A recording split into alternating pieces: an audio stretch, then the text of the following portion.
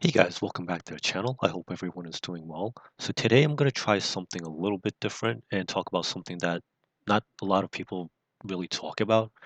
Most people, when they complain about like YieldMax, it's usually about like the same old things like NAV erosion, return on capital, etc. And this is a somewhat nuanced topic, so let me try to explain.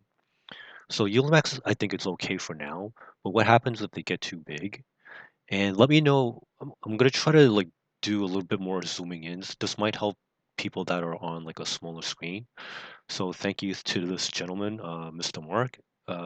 So maybe suggest try to, I guess, like play around with the settings to, I guess like people that are watching videos on like phones and maybe like a small laptop or maybe like a tablet. I'm hoping this might help. I mean, we'll have to see if this brings in any more views or not. So originally this started off as like a routine trade audit, and I think, in my opinion, you should do this yourself for any investment that you own. At least like spot check once a month and trust nobody. So I'm a forensic accounting amateur, so this is a very basic approach. And in hindsight, I wish when I was, in school, like I wish I took a few more forensic accounting electives. And I think this is very useful in spotting fraud and potentially shady behavior.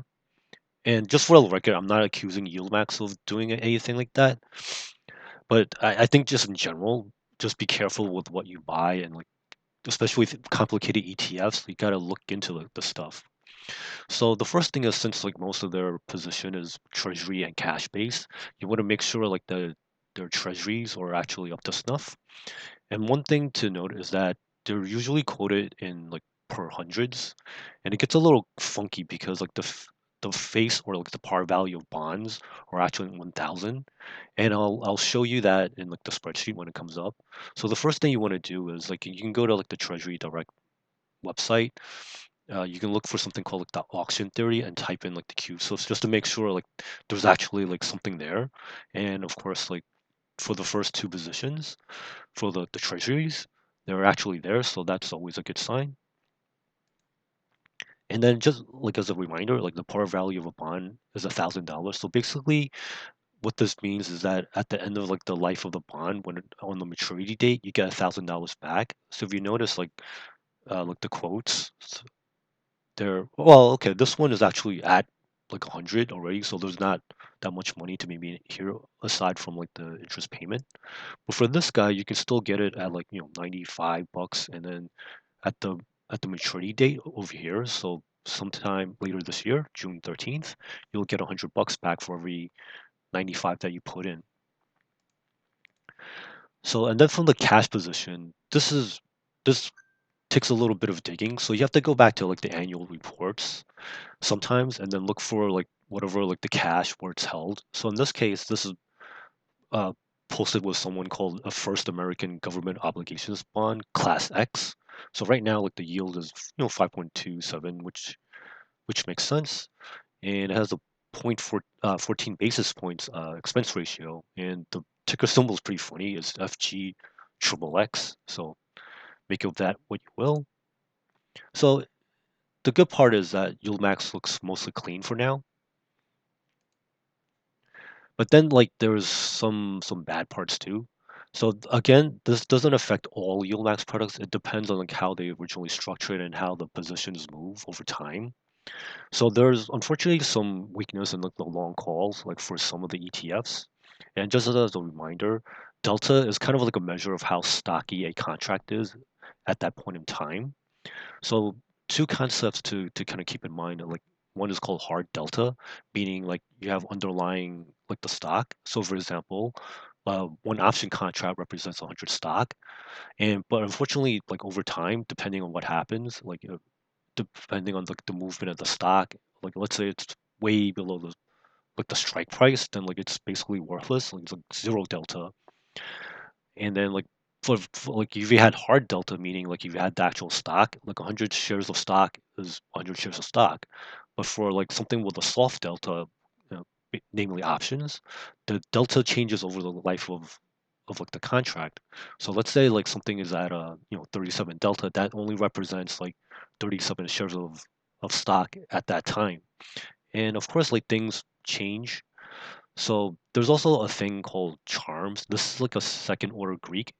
It's kind of like gamma is also like a second order Greek, but and gamma is probably like the most popular one. The other Greeks, there's like charm, vana, and then there's also like third order Greeks, which I'm not even gonna get into because like I think for most retail traders or investors, it's too complicated, and the account balances that you have, it's not worth like going crazy over. It's not on most like retail platforms, but just as a kind of like a tutorial, it basically measures like delta decay, and this is really bad for out of the money calls. So this is why like when you're doing a trade audit, you kind of want to like look at like the position of like your like the long calls, if any, in your options ETFs. And then there's also like something called VANA. So this measures like the delta change for every 1% move in implied volatility. But Panda, why should we care about all this? Well, you have to remember, liquidity affects like the quality of a role. So you've noticed like in previous Jay Presacelli interviews that sometimes like when there's like nothing left to squeeze in a particular short call, then they have to roll. But sometimes if you have like too many contracts, the next available strike might not have enough like volume or open interest, and that causes some problems. For example, just like execution costs. Let's say there's only like 100 contracts and you had like 1,000 in the previous strike. Well, how are you gonna get a good price like if there's not enough participants in that particular like the new strike? So there's definitely like some possible constraints in volume and open interest in certain strikes on like the expiration cycle. Now they've mentioned in the past that they use multiple market makers, so that's definitely good. That'll help a bit, but market makers are not our friends. Like they're there to make money, and of course, so if you see like a desperate fund manager trying to roll the positions, they're gonna say, well, it's gonna cost you a little bit more to do this, and well, what choice do a fund manager have? Like if you have a lot of money coming in and you have to like execute, well, you're gonna have to take the best available price, and sometimes the best available price isn't that good. So they also started breaking up trades, which I think is a good thing too. So like they roll down the strikes across multiple strikes, and I think that's why like sometimes like the executions they look kind of funny. But this is like for I mean I'm sure it's painful for Zego Financial, and it's a pain in the neck for like analysts like myself. But I mean that's just the way things are. So let's go over to the spreadsheet again. I'm not too thrilled with doing like zooming in and zooming out in general with spreadsheets. So please bear with me. So I generally just like to use like the default settings because I don't like to mess around and cause issues. But like if this helps people like see the information better, um, just let me know in the comment section if this helps, like especially if you're on a phone or a tablet or something. So these treasury positions are from the Moderni like like the spreadsheets that are available on the YieldMax website. So first thing, like it's a little ugly, so you have to kind of clean it up a little bit before you do your actual analysis. So for example, just doing this check right here, normally like this, if you multiply like the shares times the price, that should get you to your market value. But right now, as you can see, it's way off. So what you have to do for like the bond positions, you have to clean it up a little bit. Remember for bonds, they're quoted in their like the face value is per like 1,000. So you know how like one option contract represents 100 shares. So one bond is like worth 1,000 because remember at maturity date like you're gonna get like $1,000 back. So really the number of bonds should really be like 10,260, and like the other bond treasury positions should be 11,620. And then the price of the bond, it's really confusing because the price of the bond should be like 981, but they quote it in like hundreds. So that's like another like pain in the neck. So like if you're an aspiring analyst, you have to kind of be aware of these things. So now that like if I do the check again, now this makes more sense. Now this actually lines up to like the market value that they have. And then just as a side note too, like some bonds, like the reason why like the decimal places look so funny, some bonds are still quoted in like the old format, like where it's like 1/16th. So that's why you see like these funny like 0.781 and like 25 blah blah blah. And other bonds are also quoted in like the lowest like movement, like call it the tick value is in like 30 seconds. So it's another like pain in the butt. But that's more for like I guess like general information purposes. So like in the future, if you decide to trade bonds, you have to be aware of that. Or if like you want to trade bond futures, that's something you have to be aware of as well. So anyway, so let's move on to like the actual like Facebook. So again, so I'm gonna play around with the zooming features. So please bear with me because it's kind of a pain on my end. So let me just see if I can resize this. So please bear with me. So this looks, I think, okay. So let me try to explain all this. So basically, when you first get I guess like the spreadsheet from YieldMax, like it's kind of like messy. So at the time of like when I downloaded this originally, and I'm only getting to like the analysis now. So you have like the dates, the account, the stock tickers, CUSIPs, blah blah blah. So right off the bat, like I noticed like something a little funny here. So you have like like the contract position. So this is like the long call, and this is a short put.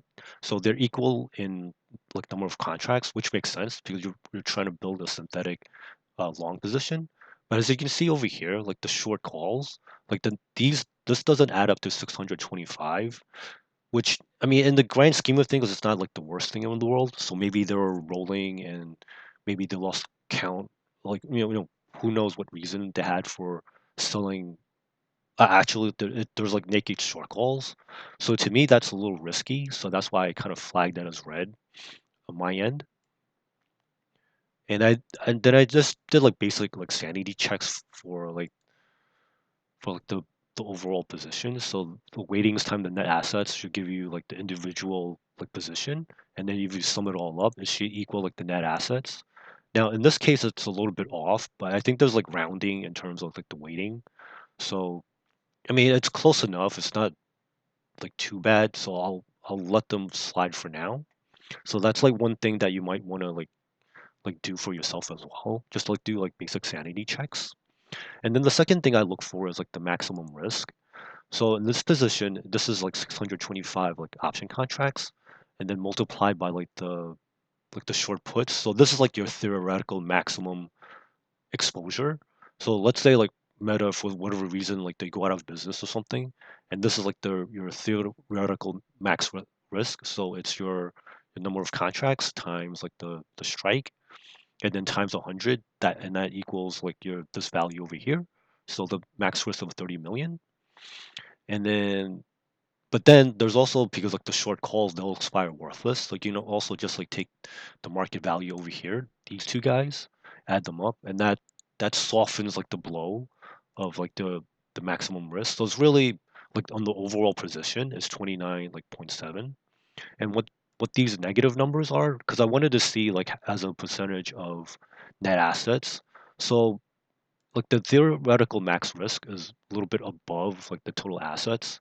So in theory, like if Facebook went out of business, this wipes out like all the ETF shareholders, and actually a little bit more because of like, the short calls over here. Well, in theory, like if something bad happened, like we might be on the hook a little for some more. But anyway, let's just get back to this. But if you take into account like like the short calls like expired worthless, then this actually brings us closer to like the overall net assets. So like if Facebook like goes out of business, this is what we stand to lose, and then like this is what like the net assets at the time. So we will still be like left over with like pennies. So make of it what you will. But of course, in real life, I don't expect Facebook to just like suddenly go out of business. So this is just like theoretical. But it's also, but remember the not all companies are as strong as Facebook. So just keep that in mind. And here I wanted to talk about like the actual like potential problems with the long call position. So the delta right here, it's 0.48, so it's not too bad. So it's like basically 48 shares of stock, and it's like basically like flipping a coin at this point, whether it's gonna expire in the money or not. What's more important for me is like the actual like the volume. So right now, like for this particular strike, there's enough volume and open interest at at the time of like the recording. And right now, like if you notice, like it's like 0.53. So basically, there's a like this is like the number of contracts that potentially need to be rolled, or maybe like they have to close out the position early or for whatever reason. And right now, it's a little uncomfortable because you're basically half of like the current open interest. So it's something to be aware about. But there's also like good things too. So for example, the at the close of like February 9th, this particular delta, it went down a little bit, but it's still holding up reasonably well. And this time, like the volume over here, it's a little low, but now this time, like the open interest is a lot better. There's like more participants, so now there's like less potential pressure if they had to roll to like something else. So these are some of the things that you want to like keep in mind. And then also one of the good things that I note about like the Facebook position is that at the high, like the delta actually went up to 93, which is almost like the same as like the as actually having like Facebook stock or Meta stock. So this is actually like a good sign. Um, Unfortunately, like at the high, like the volume was a little bit low, but the open interest was also pretty decent at that time too. So they're only like 21% of like the open interest. So in case they have to roll or close or whatever, there's enough participants to kind of like offload your position. So this is something that you want to be aware about in the future. And then I did the same thing with Moderni, and this time, the shares or like the number of like option contracts looks pretty good. It's 2,280, and then like you have the offset on the short put, and then if you sum all the short calls, that's also 2,280. So everything is well balanced over here. And again, I did the same type of analysis on the. Oops, let me make sure it's in frame.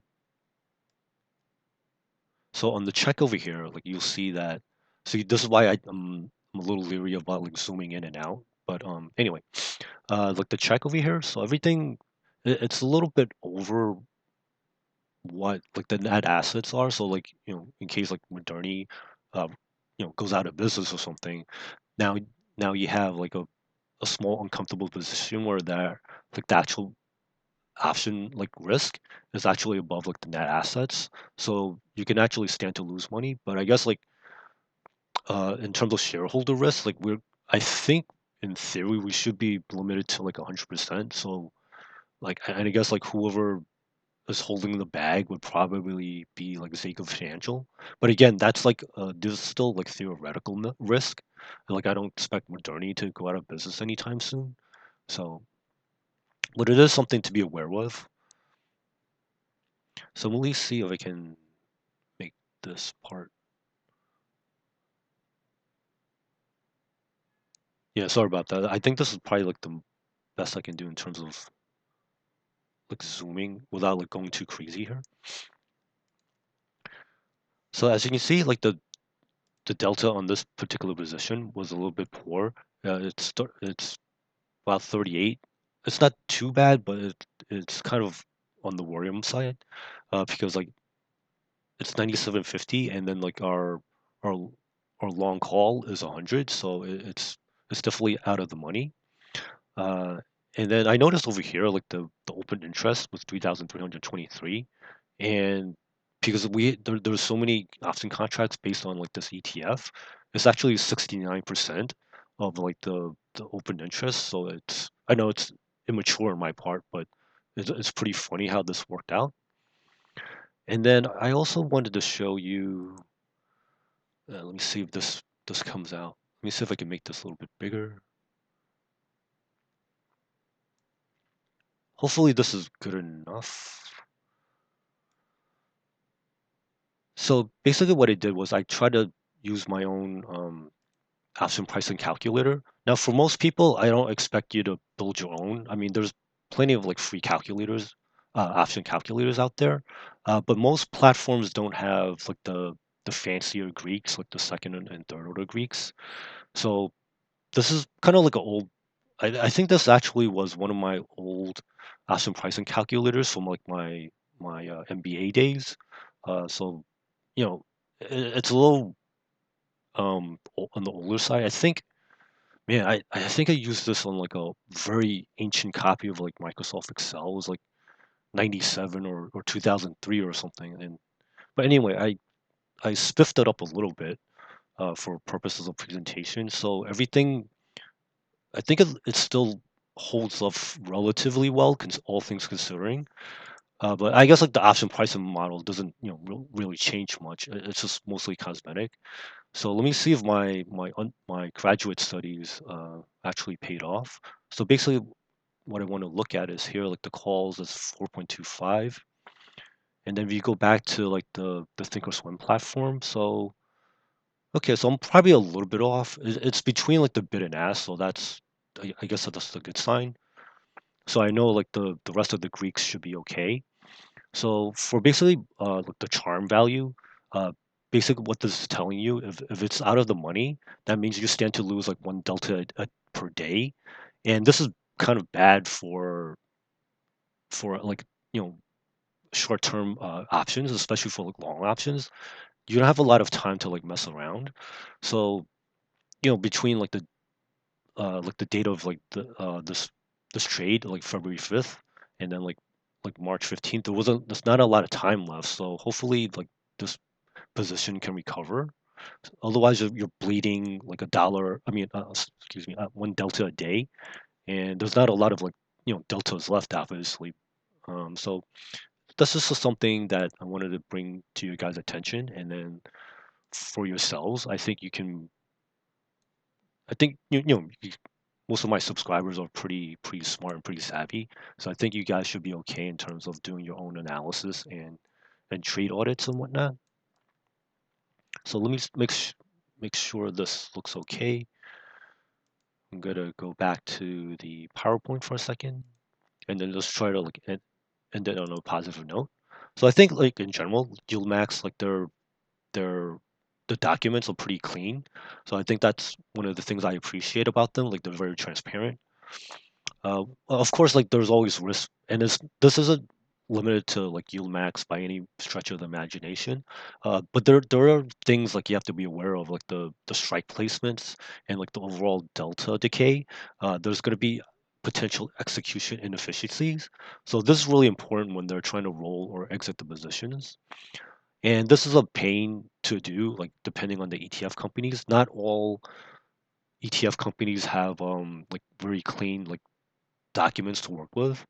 And in fact, I think I have a FEPI analysis on the docket. Like I was trying to get to it, but like their documents are not that great. And then I guess when that video comes out, like I'll show you why.